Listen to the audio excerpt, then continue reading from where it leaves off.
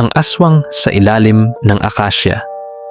Bago tayo magsimula, maaari bang pa-subscribe at hit the notification bell para lagi kang updated sa mga bagong videos ko, Miss Sirai's Story. May mga gabi talagang ayaw ko nang maalala. Mga gabing puno ng bulong, anino at mga matang nakatitig mula sa dilim. Pero kung hindi ko ito ikukuwento, baka mas mauna pa siyang bumisita sa iba.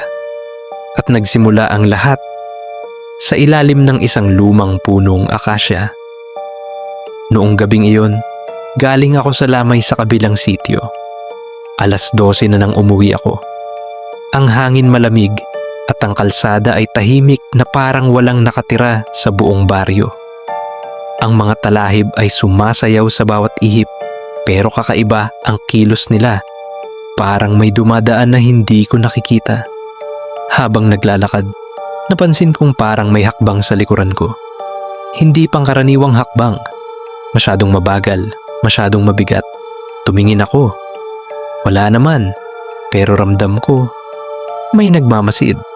Pagdating ko sa tapat ng malaking akasya, napahinto ako. Luma na ang punong iyon. Halos 3 tao ang lapad at matagal nang may kwento. Pero bawal pag-usapan kapag gabi. Ngunit ngayong gabi, hindi kwento ang makakaharap ko, kundi katotohanan. Pag-angat ko ng tingin, may nakita akong itim na ibon na sobrang laki. Hindi normal ang laki. Parang tao na may pakpak. Mapupula ang mga mata, nagliliwanag sa dilim. At ang pakpak, balat, hindi balahibo. Parang pinagtagpi-tagpi at basang mantika. Nang bumuka ang bibig nito, lumabas ang mahabang dila na manipis at gumagapang na parang nabubuhay. Bigla itong naglabas ng tunog na parang iyak ng sanggol. Doon ko nalaman, hindi yun ibon. Aswang, bulong ko. At nang banggitin ko iyon, para bang natuwa siya. Bumagsak siya mula sa puno. Habang bumabagsak, unti-unti itong nag-iba ng porma. Ang pakpak kumunot, ang mga buto nagkaskasan, at paglapag nito sa lupa, naging tao siya. Ba't may kung ano pang mali? Maputla. Manipis ang katawan, ang mga mata nagliliyab, at ang ngiti niya, mahaba, hindi tao. Mabango ka, sabi niya, sabay hagod ng dila sa sariling labi. Sariwa. Tumakbo ako. Sobrang bilis ko. Halos malaglag ang tsinelas ko. Pero mas mabilis siya. Hindi ko marinig ang yabag niya. Pero naririnig ko ang pakpak sa ibabaw ko. Malalakas na pitik ng balat. Ilang beses niyang sinubukan akong dagitin. Ramdam ko ang hangin mula sa talim ng kanyang mga kuko. "Huwag kang tumakbo," bulong niya mula sa ere, boses na doble. Parang may 2 nilalang na sabay nagsasalita. "Sa'yo ako gutom." Pagdating ko sa bahay, galit na galit kong kinatok ang pinto. "Nay! Tay! Buksan niyo!"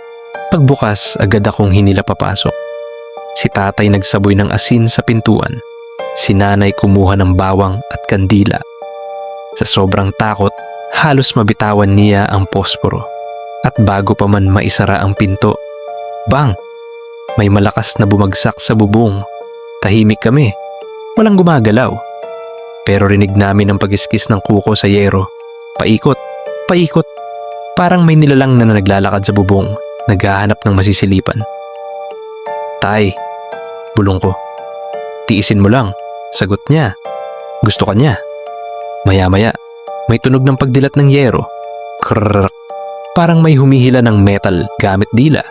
At doon, narinig ko ang huni niya. Iyak ng sanggol, huni ng ibon, tawa ng tao, pinagsama-sama. "Lumabas ka," sabi niya. "Gusto ko pang tikman ka." Halos 1 oras ang lumipas bago tumigil ang ingay sa bubong. Hindi namin alam kung umalis ba siya o nagtatago lang. Pero natapos ang gabi. Akala ko tapos na ang lahat. Pero hindi pa pala yun ang umpisa. Kinabukasan, sa lakas ng loob, bumalik ako sa Acacia. Gusto kong patunayan sa sarili ko na hindi ako nababaliw, na may naiwan talagang bakas. Pagdating ko, may nakita akong punit na balat ng pakpak, kulay abo, malagkit pa. Amoy dugo at lupa.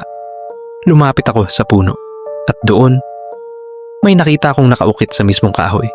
Malalim, malaki, at bagong-bago. Bukas. Hindi pangalan, hindi babala, isang pangako. At habang nakatayo ako roon, may malamig na hangin na dumaan sa batok ko. Pero walang hangin noon. Parang may humihipan. Parang may nasa likod ko. Paglingon ko, wala. Pero may narinig akong bulong. Hindi tao, hindi hayop. Huwag kang humanap ng katapusan. Ako na ang bahalang dumating. Daan-daang araw ang lumipas. Akala ng lahat nakalimot na ako. Akala nila lumipas lang ang pangyayari. Pero gabi-gabi, naririnig ko ang kalos ko sa bubong. Mga aninong dumadaan sa bintana. Mga yabag na walang kasunod. At huni ng batang umiiyak sa tuwing lalagpas ang 12:00. Hanggang isang gabi, nagising ako sa takot. May tumutuktok sa bintana ko. Isang beses, 2, 3. At sa basang salamin, may nakita akong marka ng kamay. Manipis, mahaba, at may matutulis na kuko. Kasabay nito, may bulong na halos pumasok sa tenga ko. Lumaki ka na. Oras mo na. Hindi ko alam kung hanggang kailan ako tatakbo. Pero alam kong hindi ito matatapos sa pagtakbo. Dahil minsan ko nang narinig sa matatanda bago ako natuto maniwala. Kapag aswang ang pumili ng biktima, hindi nauubos ang gabi. Ang biktima lang ang nauubos. At sa ilalim ng lumang akasya, kung saan nagsimula ang lahat, may nakaabang ulit na pulang mata sa dilim. At alam kong isang araw, babawiin niya ako. Salamat sa pakikinig sa Miss Syra's Story